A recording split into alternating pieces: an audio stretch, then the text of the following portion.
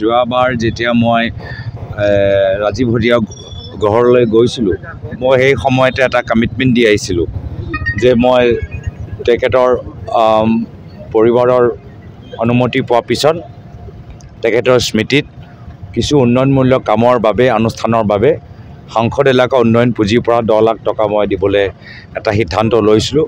এই সিদ্ধান্ত আজি সম্পূৰ্ণ কৰিবলৈ আগবাঢ়ি গৈছোঁ।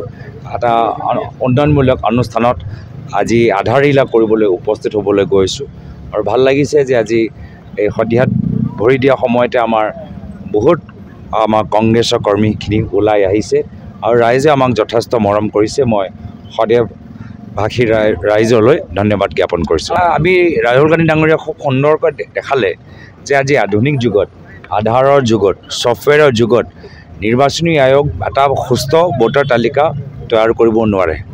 কিয় নোৱাৰে? আজি এই প্ৰশ্নৰ উত্তৰ তেওঁলোকে দিব পৰা নাই। আজিতো সব ছফ্টৱেৰ আছে, স্কেনিং আছে, UPI আছে। আজিতো গোটেই পৃথিৱীৰ IT হাব হৈছে ভাৰত। প্ৰধানমন্ত্ৰী মোদী ডাঙৰীয়া ডিজিটেল ইণ্ডিয়া কথা কয়। তো বৰ্তমানৰ কেন্দ্ৰীয় নিৰ্বাচনী আয়োগ এটা সুস্থ এটা ভোটাৰ তালিকা কিয় তৈয়াৰ কৰিব নোৱাৰে? কি কাৰণ আছে? এই কাৰণটো আজি তেওঁলোকে জনাব লাগে।